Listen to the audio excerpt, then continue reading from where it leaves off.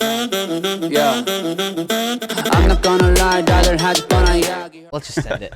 What's the worst that could happen? All right, you People don't listen to us banter for 15 minutes. People hate that anyway, but that's not going to stop us. I see what was just happening. We were echoing up a storm, but I think we're good now. What's up, dude? You look like you're in a good mood. Yeah, been sleeping good. I was gonna say I'm the opposite. I have not been sleeping well. I'm on another one of those streaks of minimal sleep, so that's always fun. A bender? Of little sleep, sure. Well, you've had a lot going on recently. Like you had F1 last weekend, right? Or 2 weekends ago? Yep. How was that? That was cool. So we actually recorded a pod, and I had Tyler sit down with me, and Jorge, and so we did a good pod there. But the court was really cool. I mean, it was in like a Is it Jorge? George. I thought it was George. It depends. He says that he goes by both, but prefers George. But sometimes I say Jorge. Gotcha. Yeah. It is Jorge. Yeah. Uh-huh. Okay. Yeah. But yeah, I mean, it was like a VIP section at like the Sports Illustrated section. So like there's a pickleball court, and then you walk up the stairs, and there's this whole like there's like multiple bars, lounge, like full buffet. They're like serving fresh sushi, like great seats at the track. It was very cool.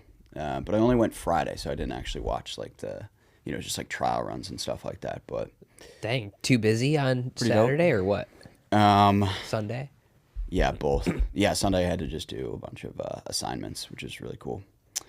That sounds I'm dope. sure you want to hear about that. No, I didn't ask. All right, we got Carl Schmits joining us soonish, probably like 20 minutes, but we're going to fly through some stuff before he joins. We're going to grill him on the latest paddle stuff, and I want to know if he saw us ask on a previous episode, what does USA Pickleball even do? Well, we'll find out. We'll see Yeah. if he's a fan of the pod, a true fan of the pod. All right. Hey, Daddy Pickles, congratulations. Goes from Maddie to Daddy Pickles. Yeah, it's big if true. Big If if he had true. if he had a kid, big Gargantuan if factual. if true. So shout out to Maddie Pickles, big fan of the pod. Honestly, the backbone of our podcast. And he comes up with plenty of content ideas that we then just butcher. It's not his fault, it's ours. Correct. But yeah, just had a kiddo, and yeah, pretty awesome. Excited for him. No, he like we texted him this morning. We were like, what are we going to talk about on the pod? And he was like, I don't know, there isn't really anything. And then he rattled off like 15 Yeah, things. he's like, there's not much. Kind of a weak week casually. in pickle. He's like, but here's 10 different ideas. Yeah, he's completely obsessed. But Clutch. we've got our Bounce Detroit Pickleball Tournament coming up here next weekend. And so we'll be in Michigan for that. If you're in the Michigan area, sign up. Come play. Me and Trop Pickle are going to be playing together. Nice. I told Webby from Eddie and Webby to go out there, but we'll have a good crew. It should be a pretty good tournament. All right. Want to start with one thing. Yeah, I see it. I see on our little agenda, Zane reaction to photo. I'll add while recording so he doesn't see before. Correct. I'm stoked for this. Yeah. Well, it's not anything. It's just a funny moment, and I want to know if you remember this. So we'll put it up. Jamie, put this in so Zane can see it. But I'm going to show you this photo, and then I want to see if you remember what this is and like what happened and the story behind it. Oh boy. Oh no shit. Yeah. I do. This was, I think, Mesa of 2021. Mm-hmm. So the first time that I ever met you, you were still driving the dink van around. Correct. All this stuff. Yep. And what we talked, I think I said some nonsense or another. I don't really remember the interview itself, but yeah, that was good times. So we pull up to Mesa. This is our first ever pickleball tournament, like representing the dink. We pull up in the van. We have no idea what we're going to do content-wise. So we're just kind of walking around. I have this mic, which we bought for like $5 on Amazon. Do you remember that it was not plugged into anything? I do remember that. Yeah. Didn't you just hand me a little? What do we actually record with? I think probably just like an iPhone, or maybe so. Jack, who was with us at the time, I think was recording. I think he had like a legit camera. Okay. And this is just a screenshot, but that logo on the mic, just a sticker we slapped on there. I had never met you before, but you were like in the headlines because this is when you started to unveil the spin serve, and you're starting to wreak havoc, and everyone was like, "This is BS." Like, what No. about Some it? people liked it. Some people liked it. Some people very much hated it. Some people hated it. We can ask Carl about that later. But I had never met you before, and I go, Zane, first question: why do you think you're above the rules of pickleball? And I don't really remember what you said. But that was the first time we ever met. We need to like get this interview back. We need to find that footage. It's somewhere. It's somewhere in the depths. I'm sure I could pull it up. It's probably probably not hard to find on your social. What you guys have only posted 15,000 times since then. Yeah, it would take me actually hours to even find load all of that stuff. Yeah. Let's see how many posts you guys have. It's a lot. Probably like Oh, it's not 2,000 too something. bad. It's 2,700. I was expecting 700. more. That's pretty good. I was expecting more. Yeah. But do you remember? So then we talked about like all your nicknames, and you went through those. Yeah. Give me your nicknames. I want to see if you remember them all. I think there's Gucci. Yep. There is Elastigirl. Yeah, that was the one that I we were prefer like, what? Gumby. Yeah, Gumby. Gucci, Elastigirl. I don't. I'm sure I'm forgetting some other ones. What else do you have? Peter Pan. Oh yeah, that was like prime leggings time for me. Yeah. Oh, is that why? Yeah. Okay, got it. Yeah. But yeah, interesting little moment. That was the first time I walked up to you with a mic, and here we are sitting here. You know, that's coming up on 3 years. That was fun times. I remember you guys actually asked good questions, and I was surprised. We had no idea what we were doing. And what does that say about other people that ask questions? I don't know. They're even worse. They're worse. You have no idea what you're doing, but somehow manage to be way better than everybody else. Yeah, but sometimes when you're unscripted, you end up just being better. Like anytime I have to do a speech or something like that, I very much avoid writing down what I'm going to say, because otherwise I trip all over myself. Much better unscripted. You just got to sling it. Interesting. So should we just get rid of scripts completely? I mean, we pretty much do at this point. We do it on the fly, so it seems to work out for us. Yeah. All right, so you recorded with the Tennis Sucks guys, which are now publishing on the Dink, so you can watch future episodes on the Dink YouTube. Yeah, Travis will sling it for sure. Like, I think that's a pretty underrated pod, because Travis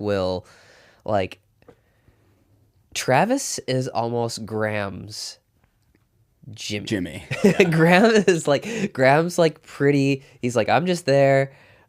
He probably shares a lot of these opinions, but then Travis just takes it and runs with it. Yeah. And I think that's pretty underrated, because Travis like slings it probably more than any player that's on a podcast, I would have to say. Yeah, no, I've always said that pod is like one of my favorites for sure, specifically because Travis will just go off. Yeah, and Travis is just like, honestly, they need a Stop Alzheimer's Now swear jar, because that would crush way more than ours. We might have to make that happen actually. We should make that happen. Hey, and then they can have their sponsors. They can have Pro XR sponsor it. They can have Game Plus sponsor it. Game Plus, hey, shameless plug. They're the TV provider of Major League Pickleball in the United States and Canada for the next one. So you can watch it on Game Plus in Canada and Access TV in the US. It will also be broadcasting elsewhere, right? Like where? Yeah. So like this week. So yeah, it's this weekend. Like just YouTube, like usual. We'll be able to watch everything. I think it's on YouTube as well. But if you're on TV or in Canada and you don't have YouTube, Yeah. it's on Game Plus. How you feeling about defending your title? Good. Enough said. Squeeze are dangerous. But we have it's tough, because the only thing that a title gets you is a target on your back. Right. Legitimately, it didn't help us in any seeding. It didn't help us with our pool. Doesn't get us any points. Doesn't get us a bye. Doesn't get us shit. other than people wanting to kick our ass. Right. I mean, have you trained at all in between? Were you able to get together at all? Yeah, we did a fun event over in Orlando. A few fun events. So they did their Dinktoberfest, where where the Squeeze put together just a cool community event in Orlando. We did that.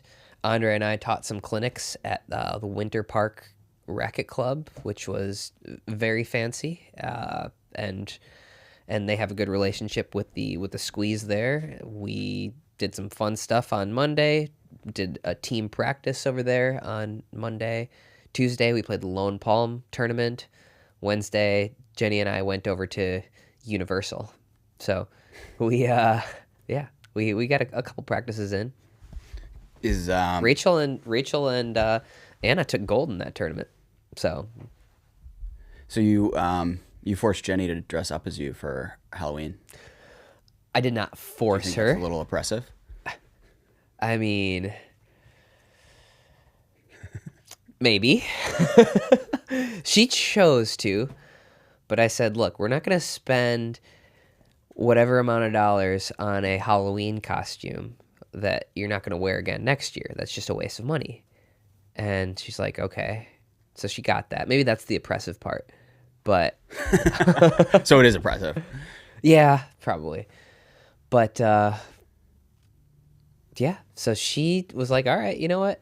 So she actually did come to that conclusion herself. She's like, I don't want to get one of these Halloween costumes that I'm only going to wear once. Right. Like, I'll just go as a professional pickleball player. Mm-hmm. And so she Wait, what were you? What did you dress up as? I was gone that weekend. So I was in Orlando. She went to a Halloween party here.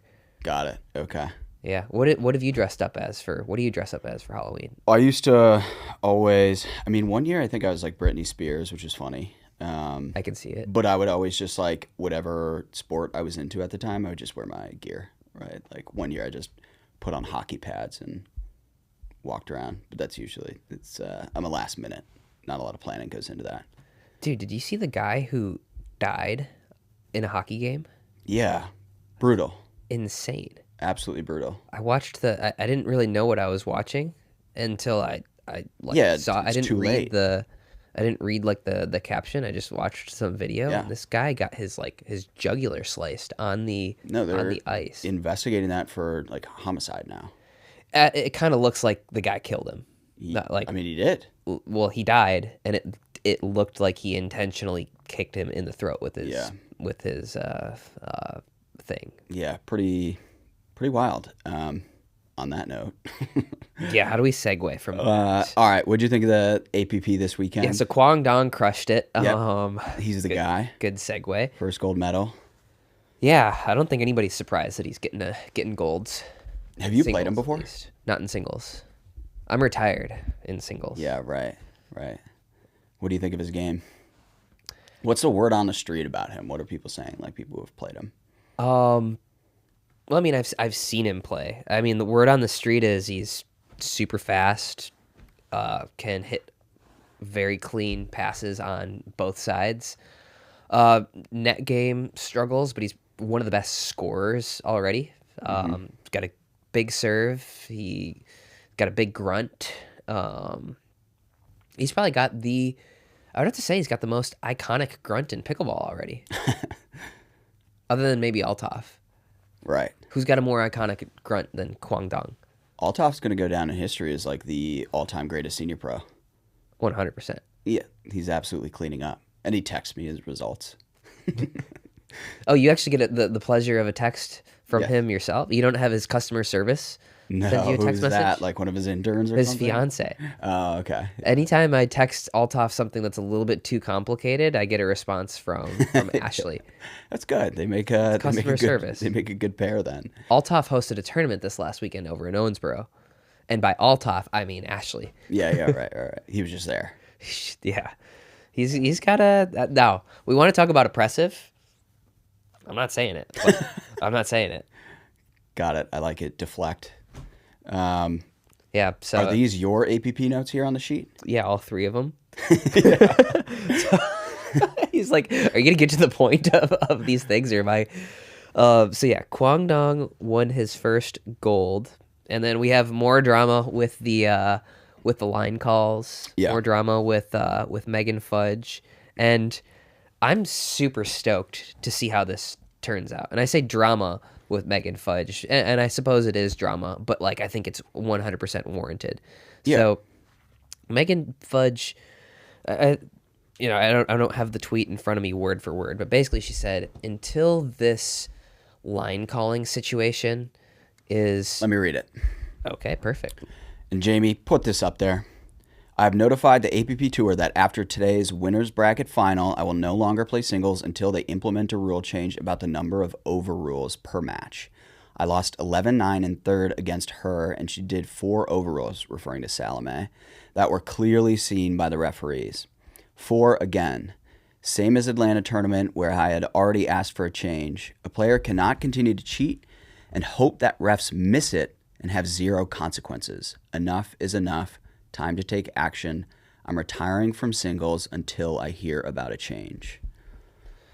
Yeah, I really like this stance from her, and I guarantee something will get done. Like, I think this is finally high profile enough. Like, I think the APP will have to do something about this. Right. Because, alternatively, what she could do, or what somebody could do, is just make a mockery of the situation.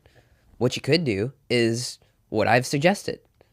Literally, every time the point ends, just call the ball out. And I think that would get the point across as well. But I think that I bet you something is done before the next APP event. I would really hope so. I think this is a powerful enough stance, and I think that enough people are fed up with this. I mean, you saw the final. Judith was playing Salome, and they had like seen this picture? 45 referees out there. We put it in the newsletter. We'll put this up on the... Jamie, you got to put that up? That's funny. But it's hilarious. I mean, on Salome's side of the court, there's literally 3 refs. 1 to her right and 2 to her left. And the 2 on the left are like hunched over, like eyeing the lines to make sure she doesn't pull anything. I'd love a full court view of that. Like, is it just on Salome's side? They're like, yeah, Judith, we kind of trust you. Don't worry. No, there's another ref at the net too. Yeah, I'd have to see the other angle to see if there I'm are sure nets there on were refs on Judith's side too. There would have to be. But there's 4 refs minimum, and there could be more on Judith's side. And if there are, that means there's 7 refs watching this match. Sheesh. But okay, so break that down for people who don't really understand or might be a little bit confused. Like, what's going on? Like, what's the issue here, and what is she asking for? Yeah, well, how blunt do I want to be? Basically, this lady Salome keeps cheating, and Megan Fudge is sick of it, and so you, right now, if you make a bum call and you cheat, Right. the referee will either say, well, basically, there's 3 things that they can do. They will say, yes, I saw the ball out, no, or yes, I saw the ball in, or I didn't see it, basically. Or, well, there's another one. There's not enough to overrule, which means, yeah, that was probably a hook, but I don't have the balls to overrule it. And then there's this one, everybody's favorite. Right. Where I favorite. didn't see it. My favorite. So basically, if you are playing only in the objective of winning the match and nothing else, when the ball is close, you should simply call it out. And that is the philosophy that it appears Salome is using. Right. And okay, and just putting aside like sportsmanship, right? Like, it actually is to her advantage to do that, right? That was kind of your point. Yes, if you do not care about the personal repercussions or damages to your brand, that is what you should do in pickleball. Mm-hmm. Make the referee overrule your call. Right. Because if they overrule your call, fine. You're going to lose that point anyway, probably. Mm. And if they don't, you just stole a point. Right. Right? So there's no reason not to, other than being like a good person. Right. Right. If you don't care about being a good person, then that's fine. You're going to win a lot more pickleball points. Yeah. But basically, college tennis had a similar problem where people were just cheating and cheating and cheating. And they implemented a system where the first time you're overruled by a referee, it is a warning. The second time, it's a point penalty. The third time, it's a game penalty. Fourth time, it's a set. Fifth time, it's a match. Right. And there needs to be some form of sliding scale of punishment for continually getting overruled Yeah. and on calls. Right. Right. So, Did you see her interview after the match? who's? So Salome, after she beats Judith to win the final, she has an interview after, and she's like, one of the first things she says, she's like, I got a text that I'm too nice in my interviews, and I even get criticized for the way I interview. And she's sort of playing this card like, I don't get why everyone's out to get me. And it's like, you have a track record of repeatedly terrible calls, and she's just not accountable at all, right? Yeah, I think I saw a tweet from her, which I thought was interesting, and I only saw it because Maurice the Grease replied to it. But she said, Houston had it all, got some rain, got lots of sun, caused trouble, got with a little devil emoji, fun week at the office. Yeah.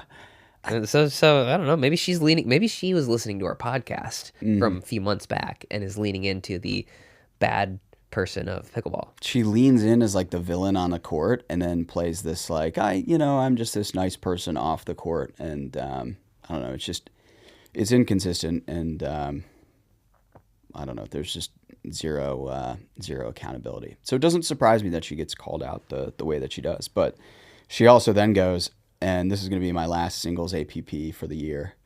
Oh boy! Oh well, then they have some time to implement some new rule change. Right, but it's like Megan Fudge is like, I'm retiring until this is changed, and then Salome's like, well, I'm not playing anymore. All right, well, Megan Can't fire me, I quit. Yeah, come out of retirement. All right, what about Paris and Simone? Seems like they've fallen off. I think we've talked about this quite a bit, but another, would you say, subpar result for them? Did they I don't think they played this one together, did they? To be honest with you, I was thinking like I didn't even see them play, but you put it on the notes, so I just assumed I was wrong. Yeah, well, I mean, this is that's at this point probably rumors that we should let Jimmy talk about In terms of their relationship. Yeah. I mean, I think it'll be interesting to see what happens going forward, what they decide to do for next year partnerships, that type of stuff. But yeah, there's I don't know, probably enough to have a more of a conversation on that. Interesting. Yeah, I haven't. But I think even if they're unhappy, I don't think it would make any sense to change anything up for 2023, right? Like, obviously they have the next two MLP events together. They have maybe one or two more APPs, right? Like, I think it probably makes the most sense just to stick things out. Yeah. Yeah, I don't think anybody's going to make a trade with that team for the most part. Right. Like, I don't know if the bouncers are capable of really making a trade. Mm-hmm. So why do you think there haven't been any premier trades? It's so difficult to trade when you don't have. The way I see it is these trades are mostly zero sum, where somebody's winning and somebody's losing when you're just trading one player for another or two players for another. Like, when you can offer somebody a draft pick for next year or cash or whatever, like, you can make trades more interesting.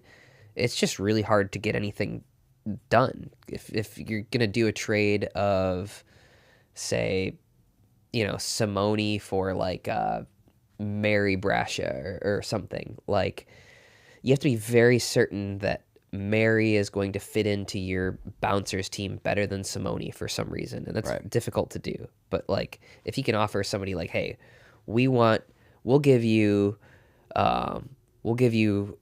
Rachel for $50,000 in next year's first round draft pick or something. You can actually sort of make trades that way. Right. Most NBA trades, or a decent amount of them, come with other things, right? When a superstar is being traded, it's for the most part either a 3-team trade, a multiple team trade, or somebody's going into a rebuilding year and they just want future draft picks. Right. And so yeah, it's just hard to do. Trust me, we thought about a lot of trades on the Frisco Pandas last year. Yeah, right. Right. Yeah. Yeah. No trade talk on the squeeze right now though. That's for sure. I don't know. Yeah, I don't know why you would. Yeah. Okay, so Major League Pickleball contracts. We've speculated on this. There being renegotiations, contract buyouts, things like that. Have you heard anything more on that front? I'm pretty out of the loop at this point. Yeah. Well, I just don't think there's that much information going around right now. Yeah, I think the new group, the powers that be, are keeping it tight. Yeah. Enough of the random podcasts leaking information that shouldn't be leaked. Yep. Yeah. The last thing on our agenda is we're gonna announce this sooner or later, pretty soon here. Hopefully Thomas is on board for it, but I need a creative punishment. I already know what it is. You know what it is? I know what Did you talk to my boy? No, but I have an idea for you. But What continue. the punishment is? Yes. Okay. So I'm having a competition with one of my friends, and we need a pretty solid punishment for whoever loses, right? I'm talking like fantasy football type of punishment. Yeah, what kind of budget do you have? Ooh. So a couple of the ground rules are like... Well, what's the competition? We'll announce it. We'll announce the Okay, competition. okay. But it involves raising money for a charity that I frequently raise money for by swearing. And basically it's like whoever, there's going to be a competition, whoever wins, they win. That's great. You're a winner. Congrats. But the real interesting part is the punishment for the loser. And we need a good idea for that. Okay. Right? And so the initial idea that was thrown out there was the loser has to get in a tutu and sing "I'm a Little Teacup" and post it to social media. I like that. But I think we can do better. So this is more so just humiliation rather than anything financial or anything. You know, we have things like a fun idea, and actually something that I did in a fantasy football league previously was the loser got dressed by the winner for a tournament that they had to play. We can't really do that anymore because we all have sponsors and whatnot. Right. I like that idea, though. It was very fun. At my last job, one of my coworkers lost his fantasy league, and so he had to, in the middle of Manhattan, like right by Madison Square Garden, there's a Popeye's chicken. So he had to go get like a spicy chicken sandwich and take his shirt off and film like a fake Popeye's endorsement commercial with his shirt off on like one of the busiest streets in Manhattan. That was really good. And then so one of my best friends runs a company that essentially puts advertisements on the sides of like box trucks and semi trucks. And so in his fantasy league, their buddy who lost last year, they took a picture of him and like, I don't know, they made it like really goofy and put his face on the side of a truck and drove it through New York City. Like, I lost my fantasy league. And so I asked him, I immediately texted him. I was like, okay, how much would this cost me? And he's like, probably about $2,000. So if you have $2,000, you can, get the loser's face on the side of a truck and it can drive through Times Square. Hey, what if we did it bigger? How much does it cost to get on the Sphere? I like where your head's at. So yeah, Guys, let us know in the comments if you have some form of creative punishment. Hopefully, it's not very expensive because this will be money that we're competing for, raising for a charity. If it was super expensive, we would rather just give that money to the charity. But humiliating, encouraged. Points for humiliation. All right, we got Carl in the lobby here, so let's go ahead and add him in. Okay. Who'd have thought Takea, our trusty hydration pal, decided to step into the pickleball court. Water bottles to keep us cool and paddles like the Takea Sport, Helios, and Titan Elite. They're making sure you're playing at your peak. See Riley crushing it with a Takea paddle. The Takea Helios Sport paddle is the perfect beginner paddle, striking the perfect balance between strength and stability. The Titan Elite is the ultimate choice for those who demand power and control and want to take their game to the next level. Takea is no longer just our hydration heroes, but they're stepping up to be our pickleball partners too. If you're looking to have both, stay refreshed and play at your peak, look no further. Dive into the world of Takea, check out the Helios and Titan Elite, and let's elevate your game together. Visit TakeaUSA.com today and get your Takea Sport Helios and Titan Elite paddle now. Again, that's TakeaUSA.com, so Takeeya USA.com. Stay hydrated, stay cool, and play at your peak with Takea. Carl, can you hear us? Loud and clear. Good afternoon. Good How's it afternoon. going, Carl? Thanks for joining us. My pleasure.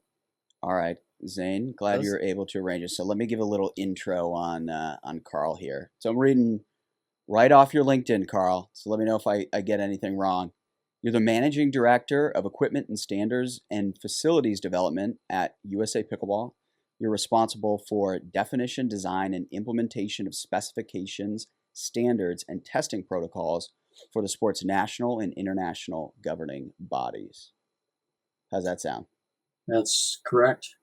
I'd hope so. You pulled it from his LinkedIn. What do you mean? That's right. That is the Well, gospel. maybe there's some position changes. I don't know. We got it right though. But all right, Zane, you want to take the lead on a couple questions for Carl here? We got a good list for you, Carl. So Sure, yeah. Well, Thomas has... Don't say dwell time around Thomas because he has no idea. I've been trying to explain it to him for months. It's just not going to happen, Carl. Got it. Got it. But no, I mean we've talked about paddles and controversy and all that stuff on here plenty of times, and we figured, actually we were reached out by Melissa from USA Pickleball and figured, yeah, it does seem like a good time to chat through some of this stuff and yeah, so I think I'd love to start with your reaction to something that Brooks tweeted, which was that 65% of paddles failed what would be USA Pickleball's standards at the last MLP event. Yeah, to clarify, were those surface roughness or were they deflection standards? Which did he detail that? In surface roughness. So 65% of paddles exceeded USA Pickleball's surface roughness limits. 30% of paddles, I believe, were taken out of circulation. And I don't know whether those paddles were taken out of circulation due to surface roughness or something with the power, one of the measures of power. Sure. Yeah. A couple things.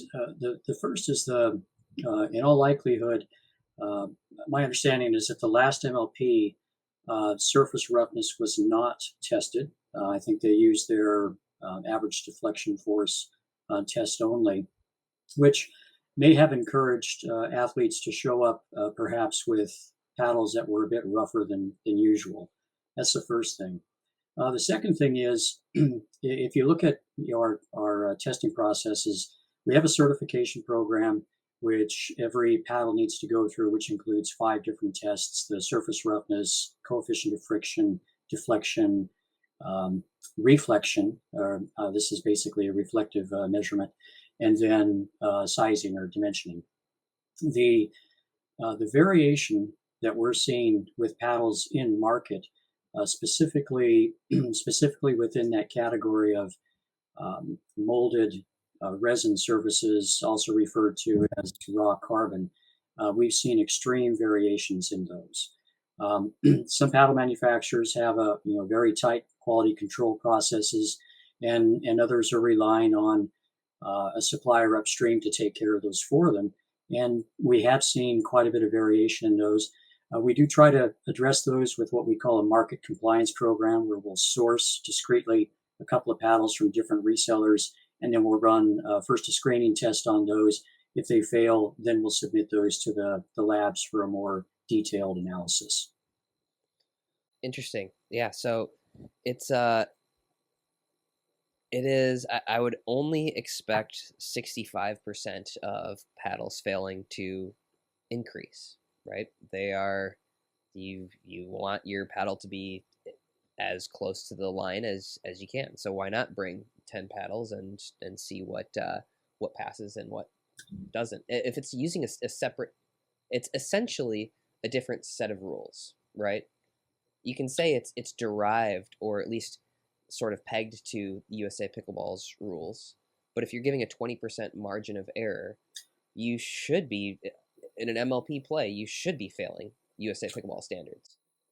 That's a great way to qualify that. We don't encourage that, but for purposes of the show, and also I think for purposes of accepting the fact that this is a field test, it's not a lab-controlled condition. In fact, Colin talked about this on a recent podcast with you, and that is reducing variation is very important when testing paddles for specifications like this. When you're in the field with different temperatures, different humidity, a number of different factors, this margin had been applied previously by the PPA. There's a margin applied by the APP, and then it sounds like the MLP has done the same thing, giving a little bit of a wiggle room for these paddles. Our philosophy has not been, we're trying to fail paddles. We're looking for egregious conditions, paddles that are well over the roughness standards. In the case of the PPA standards, it was 10% margin for field testing. If this was a certification test, Zane, or a market compliance test, there would have been no additional margin allowed. Right. Well, I mean, I'm curious your opinion on that. It's my take is, it feels like there should be this is your number. And if MLP wants to say, hey, your number it's 40, but with a 20% margin of error, that the number is effectively 48 then, right? Exactly. And I think, after testing thousands of paddles with this field compliance program, or essentially courtside compliance program this year, we've covered, I did some math on this, probably 26 events this year, several thousand paddles we've gone through testing. We use a higher spec surface roughness gauge than actually the certification process at the labs. And I believe the MLP's tests, they use this SR160. We'll use an SR300, which has a higher accuracy rate. It also has a configuration that makes it very easy to test specific surface features, because if you'll recall, it's got an exposed stylus, so you can place it right over a surface feature or a graphic. And that's worked very well for us. And because of that, we've gone ahead and moved to, as you stated, one number. And that is what the standard is today. It's 40 microns for the RT, which is the maximum peak to valley. At least that's within the PPA policy. We'll probably migrate that as well with the APP. Still have to find a working relationship with the PPL. This is the testing lab for MLP. The good news there is our chief engineer, John Anderson, has connected with Curtis Cruz from MLP or from PPL, and it looks like they're at least trading notes, exchanging notes on what the roadmap could look like going forward. Gotcha. Yeah. Well, a question for you then is, why is it? So I think it's an interesting question if different organizations have different objectives. Should they be under the same testing protocol? Meaning, like, if Major League Pickleball, for whatever reason, decides that they want to be the spinniest tour around, and they're going to give us 50% margin of error on our paddles, should they still be regulated by USA Pickleball in some way? Is there a second set of rules for USA Pickleball? That's an example with Major League Pickleball. What if there's a community that wants silent paddles, right? We know that a completely silent paddle would likely fail plenty of the different compliance tests, right? Or certification tests. Right. That's right. And I've got an update for you on the latter. On the former, ultimately it is, it's your party. That's what I would say to Brooks, and of course to Connor. Ultimately, it's the PPA's event, and of course to Mike and the APP as well. If they choose to stick with our standards, or they may want to apply a slight modification, this field testing issue that I told you about earlier, then we're still good to support it. It's basically an extension of the standards and tests that we put in place with an allowance for field error. We're more confident in that, and that's why, for example, the PPA has reduced the specification down to the standards, because they're confident that there aren't the field errors that we were concerned about before. So I think to that extent, we want to support the leagues in terms of testing protocols. If they're relatively aligned with what is already in place, or there's some linkage to specification, that's very important. So at present, for example, the MLP test uses a fairly high average deflection force. At present, there's no linkage of that back to the existing specifications that manufacturers build paddles to. Carl, so there's a little. Can you explain? Sorry, can we pause you for a sec on Course. what does it mean by MLP is using a high average deflection force? They've got they're using a test developed internally or developed by the Pickle Pro Labs that uses a higher deflection force to test the movement in the face of the paddle, how much rigidity there is in the face of the paddle, and what the potential return of energy might be. We use a lower deflection force at the certification labs at NTS to test essentially the same thing. We're just lower on the curve. If you look at the overall force and movement curve that you would use to analyze the results of the test, we're lower on the curve. It served us very well for quite some time in terms of as a surrogate for power up until recently, with the advent of a couple new paddles out there that it looks like we'll need to move a little bit faster toward a coefficient of restitution type test or an exit speed ratio, all of which require very tightly controlled lab conditions. But it's something we've been researching for quite some time. And I've got an update, by the way, what we'll be doing at Nationals to advance the ball in this area. Okay. Yeah, sure. Go ahead with that then. Okay. So there's two things that we're doing actually. We're bringing in a piece of equipment that actually has been designed to not only function for doing swing weight, which you may have seen. We brought a swing weight machine to several events this year. Yeah, you showed me that. That was interesting because you said, like, hey, if you have a paddle that you really like, we can sort of tell you that and what the exact swing weight is, because it sort of changes based on manufacturer, sort of a little bit of an error or variance or whatever. Yep. Yeah, so that was I've seen that. That was an interesting piece of equipment. Yeah, we've got a new platform that we're bringing to this one that not only will execute that swing weight and possibly spin weight. I have to dive back in on the specs on this one, but it also has a deflection element too. And so we're not introducing a new policy. We're sticking with the policy that we've been doing to date, but we will be able to start to create a fairly rich data set, given all the paddles that will be coming in. And we'll find a corollary that we're comfortable with that advances the ball in terms of how we are measuring coefficient of restitution. Again, deflection itself isn't measuring that exit speed ratio, or it isn't a proper coefficient of restitution test. But in the field, this may serve us well going forward. So this piece of equipment will be on site. There's a couple of other things that we're doing as well. We're bringing in a couple of pro-grade radar guns from Stalker Sports.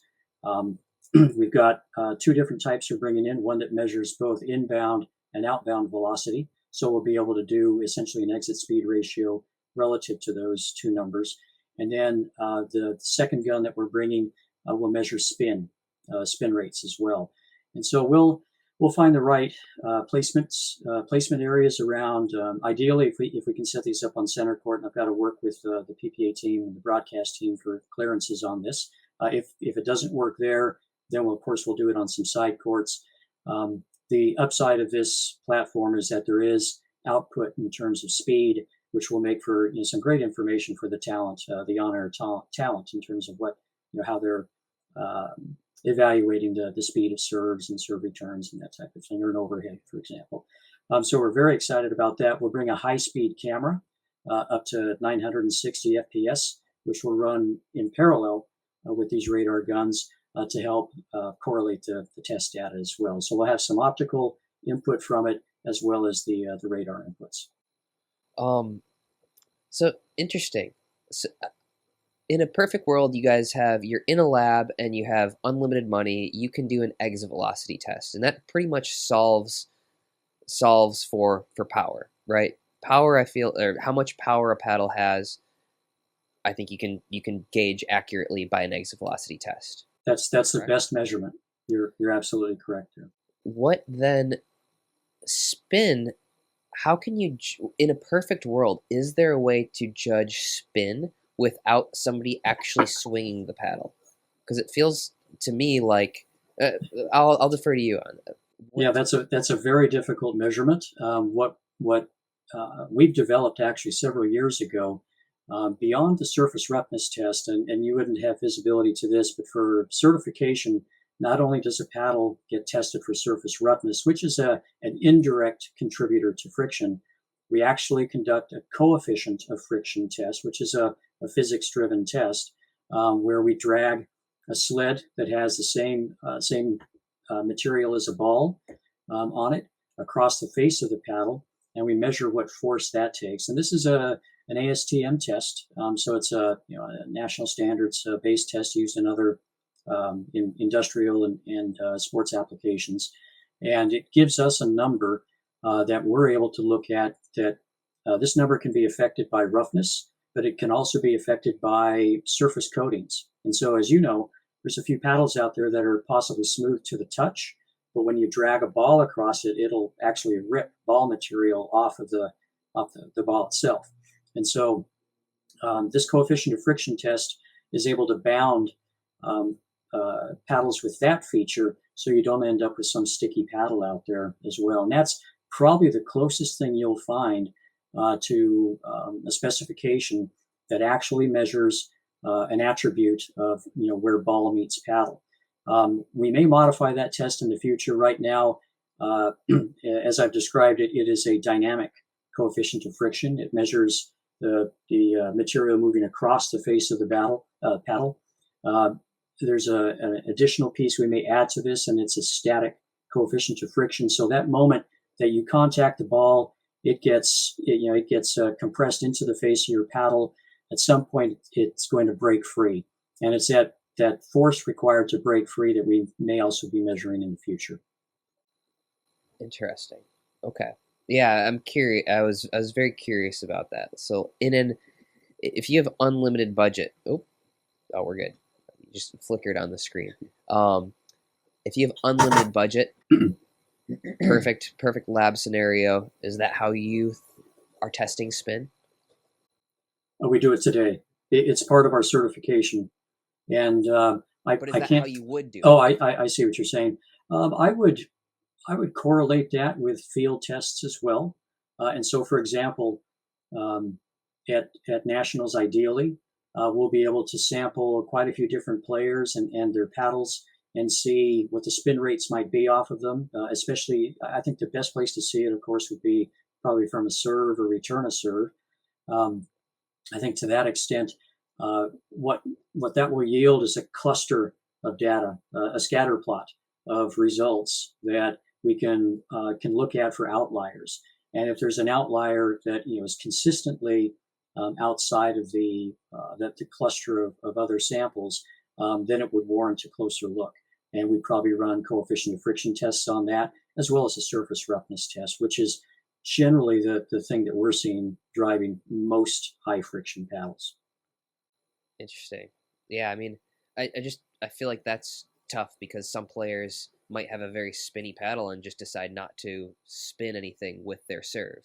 That's true. I mean, stroke mechanics are very important in this case. And so if you've got a multi-fulcrum swing, a very whippy swing, you'll generate probably more paddle head speed than you would if you had a more conventional old school tennis stroke with a somewhat stiffer arm. So I wanted to ask, the new Gearbox paddle, and I'm sure you don't want to go into specifics, all that stuff. So this thing passed certification. It hits like an absolute truck.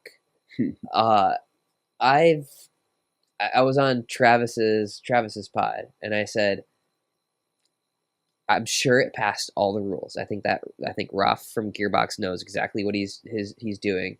But I also said that thing does not see pro competition in the PPA or MLP in 2024. And I put money on it. Is it the spin or is it the power? Is it both? What power to you really stands out? Okay. It's unbelievably powerful. Right. I would say having hit with a Vice paddle, a delaminated Legacy paddle, and a Gearbox paddle, I would say it is slightly more powerful, at least the version that I had, slightly more powerful than a delaminated Legacy paddle. Right. And the problem with the delaminated Legacy paddle is it is no longer within spec. Right. I'm fully certain that these paddles that I'm hitting, just knowing the company and knowing Gearbox, that like they are still in spec. That is how they come. They've passed their tests. Right. So Carl, if something like, assuming Zane's right, okay, and this thing has That's a fair assumption, and this thing has insane power, but it has passed all of your examinations. What do you theorize as potentially a factor that allows it to pass the certifications, but still seem to exceed the limits in certain ways? Yeah, that's a very good question, Thomas. And I think the rules and specifications and testing protocols that have been put in place are, were really intended to support our board's focus, which is protecting the integrity of the sport and the nature of the sport. And the way we have described it over the last several years is it's a game of finesse. Clearly, better athletes can come into it and rip the ball as well, but ultimately it's a game of finesse. And the rules and testing protocols that we put in place are intended to bound power and spin to a fairly great extent. I think up until recently, it's accomplished. It served its purpose. We've done some fine tuning, relative to a manufacturing issue early this year, as Zane described, with the delamination relative more or less to a specific category and configuration of paddle. And that's more or less under control. But I think we are seeing a generation and sophistication in engineering that's delivering a paddle that can store and return more energy than those in the past. And I'd like to bring back a comment and quote from your one of your more recent podcasts with Colin, and that was, what do the rules need to encompass? At what point do the pro athletes certainly feel like, hey, this is too much? And so this is where the exit speed ratio, which will determine how hot is a paddle, whatever the issue is or the configuration is below the surface. It's got a broken core, or if it's been designed by a very sophisticated engineering team, in the case of Gearbox. At what point do we say enough is enough? This is too fast. We need to slow it down. And that's a very important role for us to take. We do not want to make this or embark on this without or in a vacuum. We want to talk to the pros. We want to understand, what do you consider too much? And so, spin is one thing. And to that point, Zane, there's been discussion across the pro ranks about the wooden bat approach. So rather than more spinny, let's test the athlete's skills and smooth the paddles a bit. And so that, I'm fine with that. Yeah, that's been proposed to us as well. Interesting. Yeah, and again, there's a number of moving parts to this. One is that what the tour wants to do, in terms of what kind of show can we put on, but also the ramifications to the ecosystem. What does this mean for paddle manufacturers? Do they just do a special one-off for the pros, and then they stick with the conventional specifications for the rank and file, the recreational athletes and the casual tournament players? So there's a lot of things to consider there. So I'd have to say, the manufacturers and the pro players, and of course the governing body and pro tours, I think all need to talk about this and decide what's good for the sport. Is super spinny good for the sport, to use your term, or is bounding that, to a certain extent, measuring it, with a reliable means? We're happy with coefficient of friction, but the power side, back to close the comment on the specific paddle, clearly this would be one of the first paddles that we would look at from a coefficient of restitution. Where does it fall relative to its peers, to other paddles, Pro XR, Yola, Selkirk? And back to my point about spin earlier in that cluster, that scatter plot of data, if we see a scatter plot from a coefficient of restitution standpoint, and then a couple of outliers out here, clearly we have to do something about it. But it needs to be done with consideration of what investments have been made in this, how much time will it take to migrate from that. We've never made overnight changes to policy that impact manufacturers in terms of inventory already out in the market.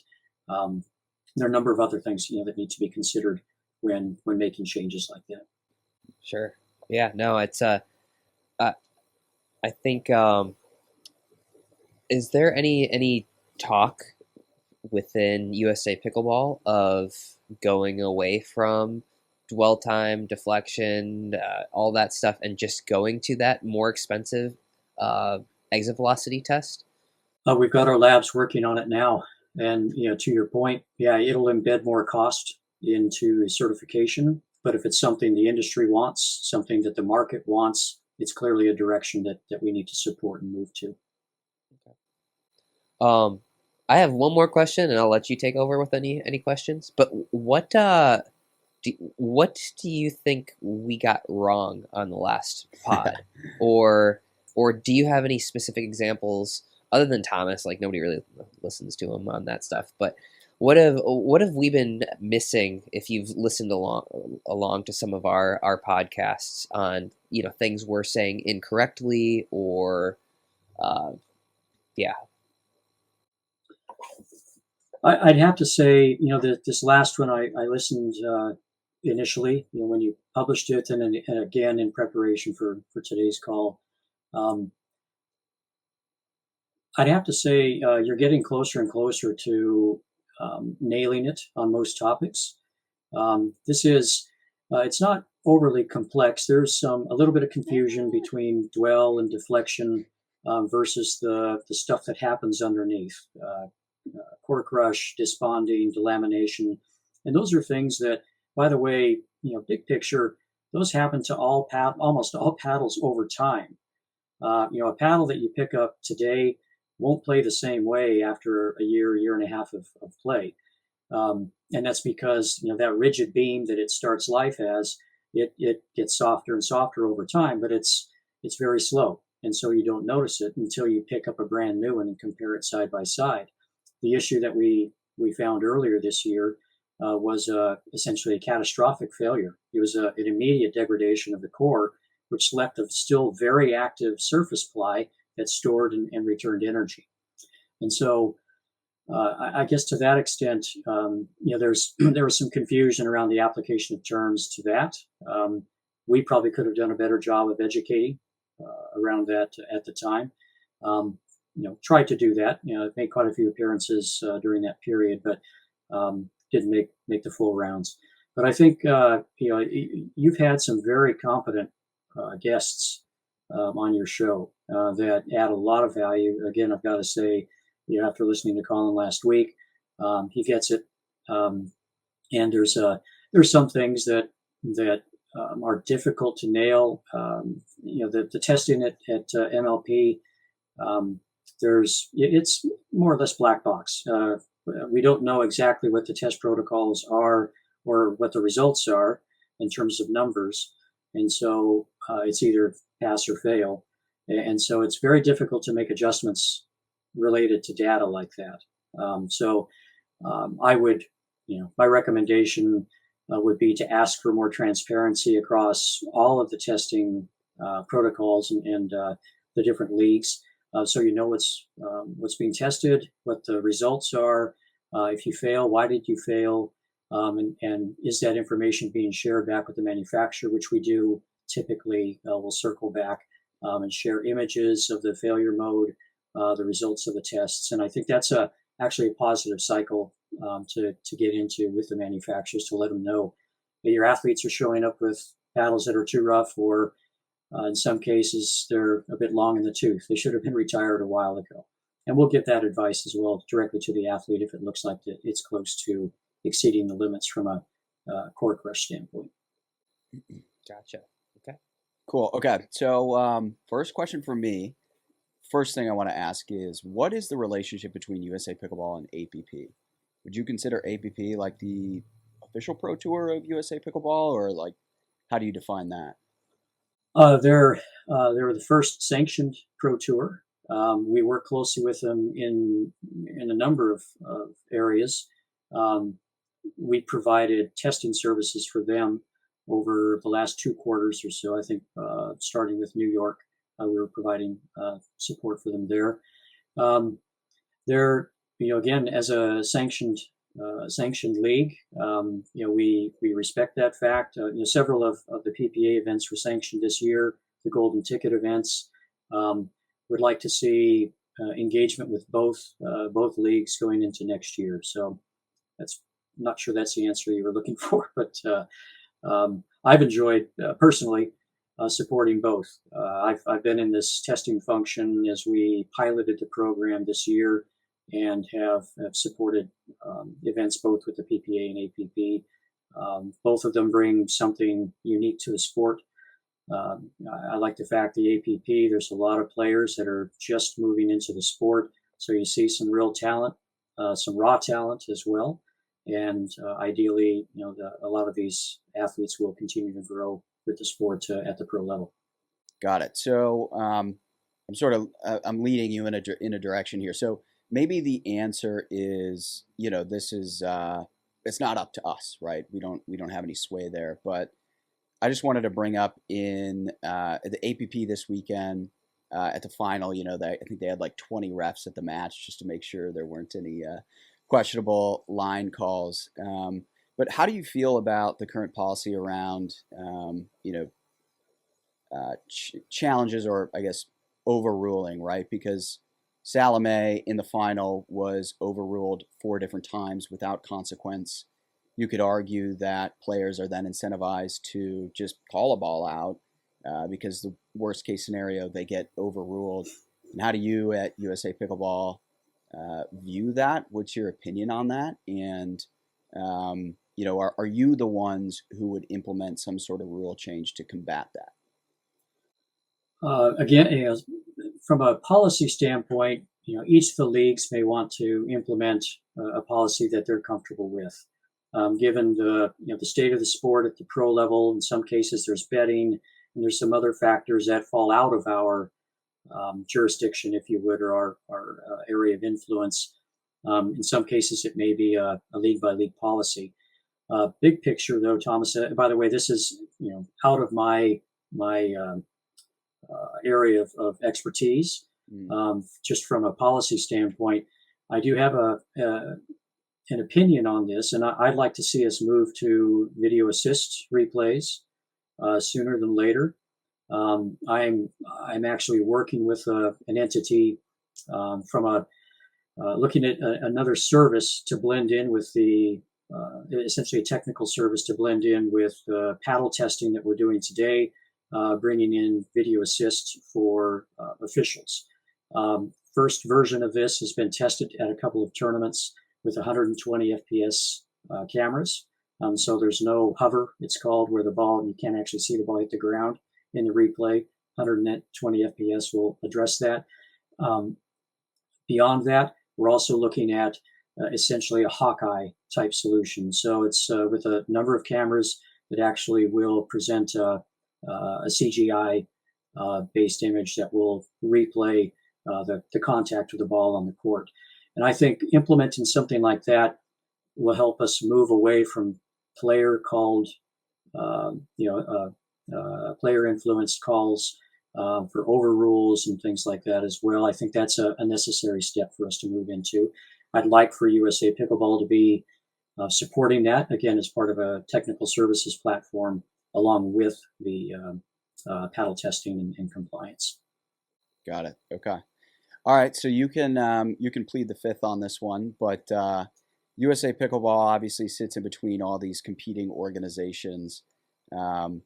What's USA Pickleball's stance on the tour wars and everything that happened? I mean, obviously it shook up pickleball, probably something that none of us could have foreseen. But what are the internal conversations like over there? How do you guys view this? Yeah, 10,000 foot level on this, Thomas, is our goal is to help grow the sport.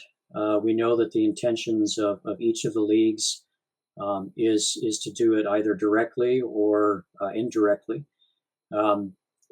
Just from a philosophical standpoint, we prefer to be Switzerland in this case. Managing the rules, the equipment specifications, grassroots programs to help drive well beyond the numbers. And as there have been market analyses done. We rely on SFIA, which means we're just south of 10 million. I've seen quotes from YouGov of numbers, well north of 30 million.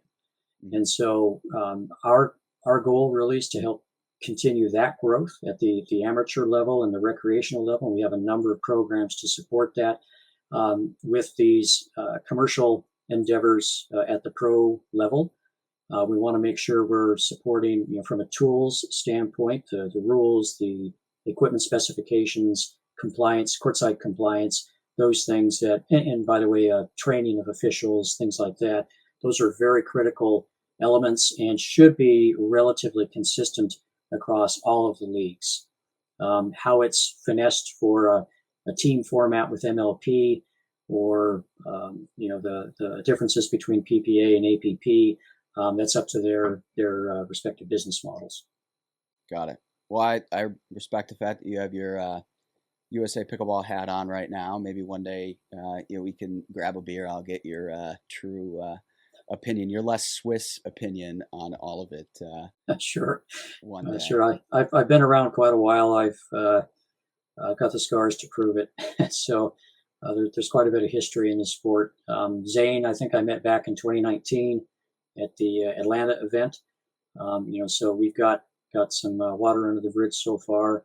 I've been involved with the pro level since 2017 and the first attempt at a pro tour with the PPF and John Gullo's support there. So I've been around. I've got some stories and some scars. Yeah. Okay. So you said you dropped a number there, 10 million. You're saying that they're 10 million. What is that figure? The SFIA's most recent report through 2022 was that there were 9 point something, and actually it was 8.9 million. This is at the end of 2022, 8.9 million players, which consisted of some core players, several times a month, to casual players that played less than 10 times a year.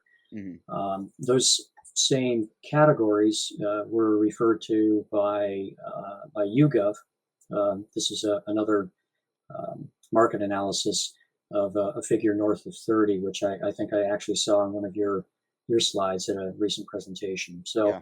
there's We like to jack that number up as much as we can when we're doing sure. propaganda.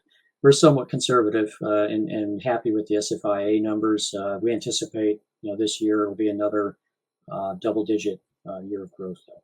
Yeah, a lot of people are Tommy, raising I gotta money run. on a. All right, well, Zane's got to run. You guys can keep hashing it out. I just have to go. I have a appointment. All right, I'll ask. I've got one more Appreciate question you, Carl. for you. Thank you. Thanks for popping Thanks, on. Zane. You bet. Later, Zane. Carl, I've got one more question for you, and then we can wrap. So, I don't know if you saw on a recent episode. I'm sure you did because somebody from USA Pickleball ended up publishing a response. But we basically at one point were like, "What does USA Pickleball even do?" And then we subsequently walked that back a little bit and Sure. felt like maybe we were not fair in asking that question. But maybe I can just give you the floor to say, what does USA Pickleball do, and what's your primary focus when it comes to growing the game of pickleball? Yeah, well, I appreciate the chance to answer that. I think I can start it by highlighting probably our greatest asset.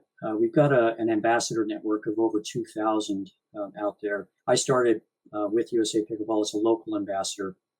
And the net of it is this group drives probably the greatest percentage of the 11,000 registered sites where people play pickleball today, and influence, I would estimate, somewhere between 35 and 50% of all players, given their their support for grassroots growth, for court builds, court conversions, that type of thing. Our facilities development function, to answer your question about what it, where my team supports, we're working with over $250 million in a pipeline of facilities today. And this is growing by 10 to 15 engagements each week. So we're looking at the infrastructure of the sport as well. Clearly the demand exceeds supply from a court standpoint today. Mm-hmm. And then, this may sound grand, but, our decisions in rulemaking and equipment standards directly or indirectly touch essentially every player in the sport. And so while our membership may be a percentage of all those that play out there, our working with manufacturers that design and bring to market paddles within a given specification. They're not oversized, they're not over rough, they're not too powerful for the most part. Those really are serving the close to 10 million players at the SFIA. I'm sure we'll be reporting on shortly. So I think I do have an analogy here as well. You have to forgive me, but I look at us as in the context of a sailboat. The sport is a sailboat. We act a bit as a keel with a light touch on the rudder for stability and direction. You could say with a bit of mainsail as well for consistent growth. When we look at the leagues, that are all part of this, this same journey, they're more like a spinnaker or America's Cup hydrofoil, right? They're accelerants. They bring excitement to the sport, mm-hmm. and they're reaching large audiences out there as well, spectators, which are critical for growth. You may notice the museum in back of me. I've been part of several high growth sports during my time as an athlete. I see everything but a pickleball paddle. Well, I'm working on that. I've got one of the first paddles here. I think this one appeared on Jennifer Lucor's History of Pickleball, mm-hmm. And you'll see that behind me sometime in the future. But these sports have gone through booms and subsequent busts because of decisions made or decisions not made relative to equipment, relative to business models, grassroots programs, and that type of thing. And the scars from those I've personally experienced, and many that I work with as well, help inform what we do from a policy standpoint, programming standpoint. And for example, when I'm working with facilities, we talk about a crawl, walk, run approach. Don't go out and leverage the farm to build your facility. Start small, prove your business model, and then fund it from a business development perspective. And you know these terms, a gated model. You reach a certain level, then you fund the next stage, rather than overbuilding up front. So we're trying to drive that type of philosophy when it comes to the infrastructure as well. So hopefully that gives you a picture of what we focus on. We've got great grassroots programs from a recreation standpoint, and there's quite a few parts to what we do, really focusing on rec players, but also supporting pro leagues like MLP, PPA, and APP. Got it. We can actually wrap it there. Zane took off. I got to go to a doctor's appointment. Make sure I'm gonna live Okay. for another 50 years. But All really right. appreciate you coming on. This was great. Maybe we can do it again. I'm sure there will be more to talk about. As we've seen, you never know what's going to happen in pickleball. Yeah, that's likely. Yeah, I appreciate the opportunity, Thomas. Thank you. All right. Thanks, Carl. All right. All right. You guys know that we work with Vuori, best sponsor ever, because, yeah, we constantly wear their stuff. I'm wearing my shirt right now. I've been playing in this shirt a lot, but I pretty much wear it everywhere, especially when I'm traveling. I wear those sweatpants that they have. They have a bunch of different options. I'm a big fan of the joggers. But you can go to vuori.com/thedink to get 20% off your first purchase and enjoy free shipping on any U.S. orders over $75 and free returns. That's vuori.com/thedink. Discover the versatility of Vuori clothing. Yeah. I'm not gonna lie, dollar has gonna yeah.